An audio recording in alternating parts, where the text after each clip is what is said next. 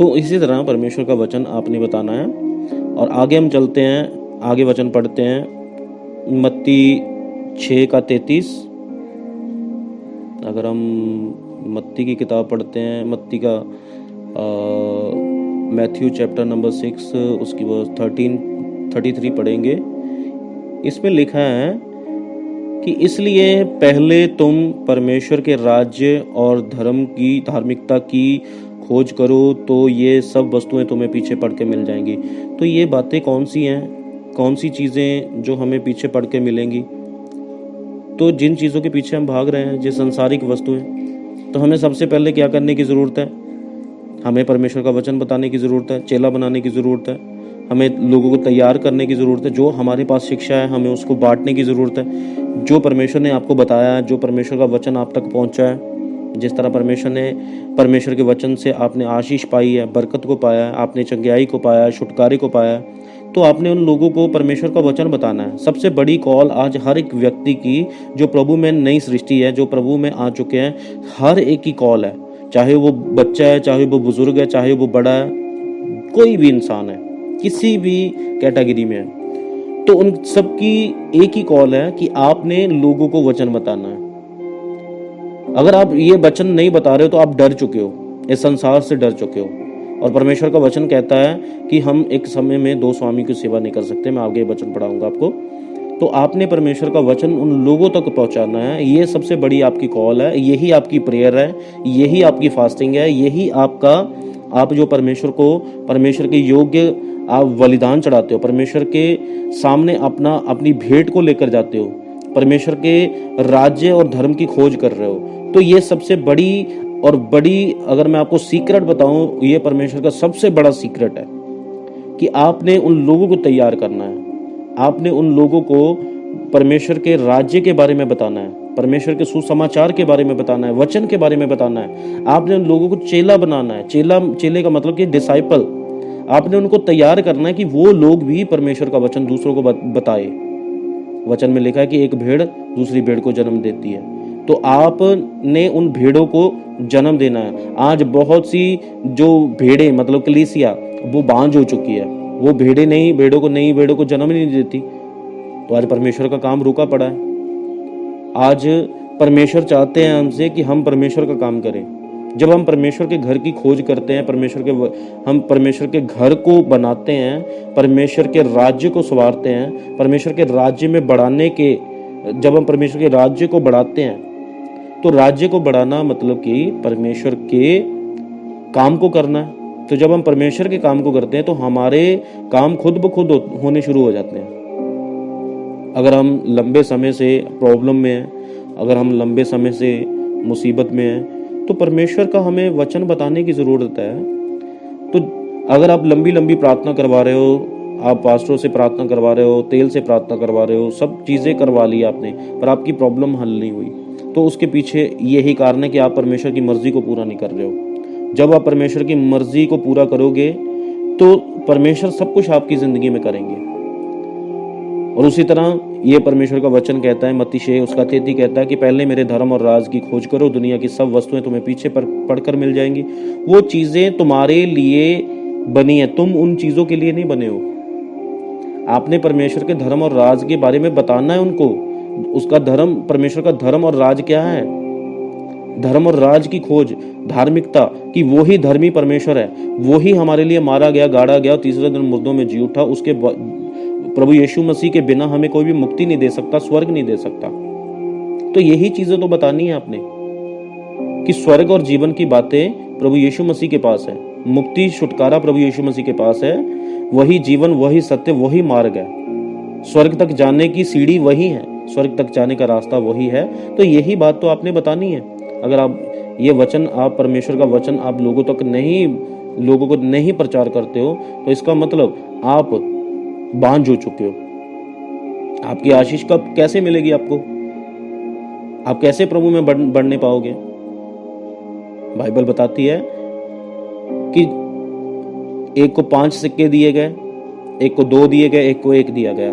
5 वाले ने अपने 5 बढ़ाए, उसको और भी दिया। 2 वाले ने अपने 2 बढ़ा लिए, उसको और भी दिया।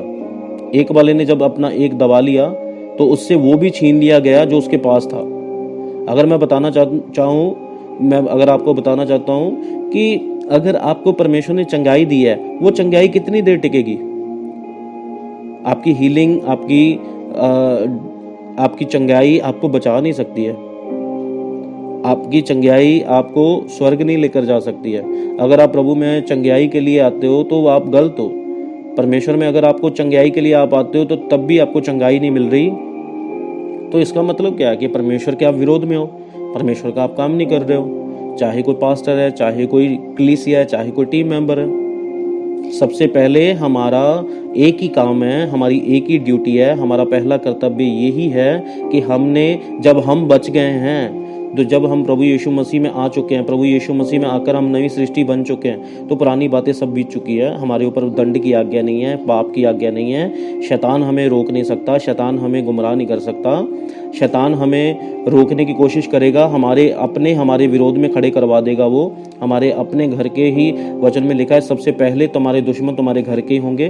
तो हमारे दुश्मन हमारे घर के होते हैं। तो वो सब जब ये चीज़ें होती हैं, तो इन सब चीज़ों के पीछे शैतान का हमारी ज़िंदगी में एक ही उसका रोकने का मकसद होता है।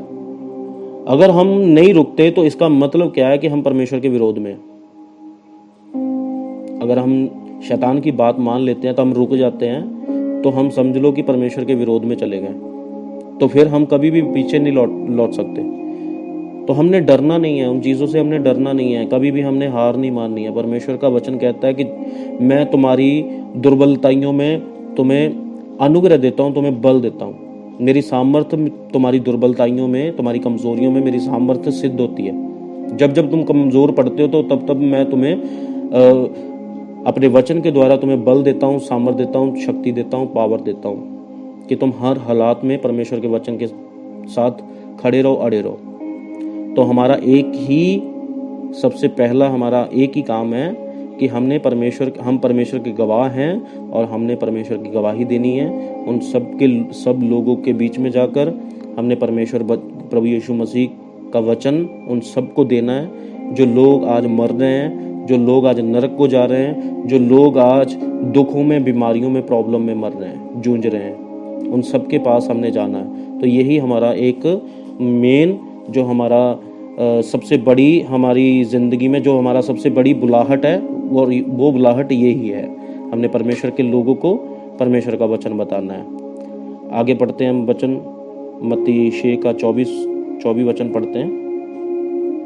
तो इसमें लिखा है कि कोई मनुष्य 2 स्वामियों की सेवा नहीं कर सकता, क्योंकि वह एक से बैर और दूसरे से प्रेम रखेगा, या एक से निष्ठावान रहेगा और दूसरे का तिरस्कार करेगा। तुम परमेश्वर और धन दोनों की सेवा नहीं कर सकते हो। अगर आप प्रभु में आ गए हो, आपने प्रभु में आकर आपने परमेश्वर में पहले जब आप आए थे तो परमेश्वर के साथ आपने वादे किए थे, वाचाएं बांधी थी कि परमेश्वर मुझे सेवा दे, मुझे मिनिस्ट्री दे, मुझे सेवकाई दे, परमेश्वर मैं आपके कामों को करना चाहता हूँ। तो वो वादे जब आपने किए तो आज आप भूल चुके हो वो सब बातें। चाहे आप पास्टर हो सकते हो, चाहे आप टीम मेंबर हो सकते हो, कलीसिया हो सकते हो, कोई भी हो सकते हो। तो जब आपने वो वादे किए तो वो अब कहाँ गए? तो आपने ये चीज़ों को जानना है कि आपने जो सब वो वादे किए थे वो अब आज आप भूल चुके हो, आज की डेट में आप भूल चुके हो। परमेश्वर ने आपको क्यों चुना था? परमेश्वर ने आपको क्यों मसा किया था? परमेश्वर ने आपसे बात क्यों की थी? क्योंकि आप परमेश्वर का वचन लोगों तक फैला सको। बाइबल में लिखा है कि जिस तरह परमेश्वर ने पतरस को बोला तू मुझे प्यार करता है तो मेरे मेमने को चरा, तो मुझे प्यार करता है। दूसरी बार पूछा परमेश्वर ने तो मेरी भेड़ों की चरवाही और भेड़ों की रक्षा कर। और उसके बाद में फिर तीसरी बार प्रभु यीशु मसीह ने पूछा कि तू मुझे प्यार करता है। पतरस ने बोला हाँ परमेश्वर मैं तुझे प्यार करता हूँ, मैं तुझसे प्रीति रखता हूँ। तो प्रभु यीशु मसीह ने कहा कि जा मेरी भेड़ों को चरा। तो आज यही सब के लिए एक ही मैसेज है परमेश्वर का। परमेश्वर ने एक ही हमें सबको, परमेश्वर ने यही बोला है कि गैर कौमों में जाओ, सब जातियों के पास जाओ, सब लोगों के पास जाओ, अन्य जातियों के पास जाओ, अब तो सब पे परमेश्वर का अनुग्रह हो चुका है, दया हो चुकी है। तो हमारा एक ही मेन हमारा काम है, जो टारगेट परमेश्वर ने हमें दिया है वो यही है कि हमने उन लोगों के पास जाना है, हमें उनको चेला बनाना है, उनको वचन बताना है, उनको प्रभु में तैयार करना है और उनको परमेश्वर का वचन बताना है। तो ये चीज़ें ज़रूरी है कि हमारा एक ही मेन काम है, वो ड्यूटी हमने करनी है। और जब तक हम वो ड्यूटी नहीं करेंगे हम स्वर्ग तक नहीं जा सकते। अगर हम स्वर्ग जाना चाहते हैं तो हमें ये काम करना होगा कि प्रभु यीशु मसीह जल्दी आए और परमेश्वर अपनी दुल्हन को, अपनी कलीसिया को लेकर जाए। हम एक टाइम में 2 स्वामियों की सेवा नहीं कर सकते। अगर हम एक टाइम में कहें कि हम अपनी फैमिली को चलाएं, हम फैमिली से प्यार करें, फैमिली के पीछे भागें, तो फैमिली की बात सुने, परमेश्वर की बात को हम कट करें, तो हम वचन में लिखा है कि एक समय में 2 स्वामियों की सेवा नहीं कर सकता। एक से प्रतिष्ठा रखेगा, मतलब कि एक से प्रेम रखेगा, दूसरे से बैर रखेगा। तो ये नहीं हो सकता कि हम आधे संसारिक और आधे हम परमेश्वर में, तो ऐसा नहीं चलेगा। आपको एक साइड करनी पड़ेगी, आपको इनकार करना पड़ेगा संसार का, संसार में हर एक जुड़ी हुई बातों का, सब कुछ छोड़ना पड़ेगा पहले आपको। जब आप सब कुछ छोड़ोगे तभी आप परमेश्वर को पाओगे, तभी आप परमेश्वर के आप कामों को कर पाओगे, परमेश्वर की करुणा को, परमेश्वर की महिमा को, उसके प्रेम को देख पाओगे आप, क्योंकि वादा है परमेश्वर का। आपकी जिंदगी में परमेश्वर हर एक चीज को परमेश्वर फिर पैदा करेंगे। अगर हम पौलुस को देखते हैं, पौलुस की पत्री को हम पढ़ते हैं, पौलुस ने कितनी बार कोड़े खाए, कितनी बार कितनी उसने बैंतें खाई, 3 बार उसका जहाज टूट गया, वो समंदर में रहा, और कितने उसने दुख उठाए, कितना उसने कष्ट सहा। जब आप प्रभु में आ जाते हो तो आपको दुख उठाना पड़ेगा, आपको दुख उठाना पड़ेगा। ये नहीं हम कह सकते प्रभु में आप आओगे तो आपको आशीष मिलेगी, प्रभु में आओगे आपको बरकत मिलेगी, प्रभु में आओगे आपको चंगाई मिलेगी, प्रभु में आपको ये बातें, ये सब चीज़ें मिलेंगी। पर पहले आपको प्रभु का कुछ काम भी करना पड़ेगा, परमेश्वर का काम करना पड़ेगा, तब ये चीज़ें, तब ये वस्तुएं आपको पीछे पड़कर मिलेगी। अगर आप प्रभु की चीज़ों के लिए आते हो, मतलब क्या, ये संसारिक चीज़ें, परमेश्वर हमारा ये कर दे, हमें चंगाई दे दे, छुटकारा दे दे, हमें पापों से क्षमा दे दे, हमें मुक्ति दे दे, ये दे दे, वो कर दे, ये कर दे, परमेश्वर तब तक नहीं वो करेंगे जब तक आप अपना स्टैंड खुद नहीं लोगे, आप वो फैसला नहीं लोगे, तब तक आपकी ज़िंदगी में कुछ नहीं होगा। आपको फैसला लेना पड़ेगा, आपको परमेश्वर के लोगों के पास जाना पड़ेगा, परमेश्वर का वचन आपको बताना पड़ेगा, तब वो दुनिया की सब वस्तुएं आपको पीछे पड़ के मिलेंगी। आपने जो सोचा नहीं है ना, वो आपकी ज़िंदगी में फिर होगा। अगर आप प्रभु में चंगाई के लिए आते हो तो रॉन्ग हो आप। अगर आप परमेश्वर के पास हीलिंग के लिए आते हो, अपने छुटकारे के लिए आते हो, तो रॉन्ग हो। वो छुटकारा आपको मिलेगा, वो सब कुछ मिलेगा। सबसे पहले आपने परमेश्वर को जानना है, उसके धर्म और राज की खोज करनी है कि वो परमेश्वर क्या चाहते हैं। आप तो परमेश्वर को बताते हो कि हमें ये चाहिए, वो चाहिए। क्या परमेश्वर से भी कभी आपने पूछा कि परमेश्वर आपको क्या चाहिए, आप क्या चाहते हो हमसे? कभी हम पूछते हैं परमेश्वर से? कभी नहीं पूछते। जब भी हम परमेश्वर के पास जाते हैं तो अपनी राशन लिस्ट लेकर जाते हैं, अपनी प्रॉब्लम, अपनी मुसीबतें, अपना बोझ, अपना सब कुछ परमेश्वर के सामने हम लेकर जाते हैं। तो कभी परमेश्वर से भी पूछते हैं कि वो क्या चाहता है? क्या परमेश्वर के अंदर प्रेम नहीं है? क्या परमेश्वर के अंदर फीलिंग नहीं है? क्या परमेश्वर को प्यार नहीं चाहिए अपने बच्चों का? आप अगर आपका बच्चा आपको प्यार ना करे तो आप अपने बच्चे को कल को वो चीज़ नहीं लेकर देते हो। अगर आपका बच्चा आपका विरोध करे तो आप अपने बच्चे को छोड़ देते हो। पर वो तो परमेश्वर क्या देखता है? आप अपने बच्चे को 10 रुपए की चीज़ लेकर देते हो तो अब बदले में आप उससे वो प्यार की इच्छा, वो फल की इच्छा रखते हो।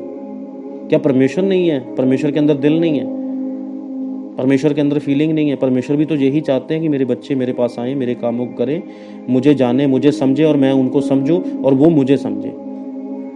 सबसे पहले आपने परमेश्वर को समझना है। आज इसीलिए आप डर गए हो, आप परमेश्वर का वचन नहीं लोगों को बता रहे हो, आप डरे हो, आप डरे हैं, आप डर चुके हैं। आपको ये डर निकालना है, जो शैतान ने आपके अंदर डर डाला है, इसको निकालना पड़ेगा, तभी आप आशीषित होगे, तभी आपकी ज़िंदगी में परमेश्वर की आशीष और बरकतें आपको पीछे पड़ के मिलेंगी। हालेलुया। तभी ये सब वस्तुएं आपको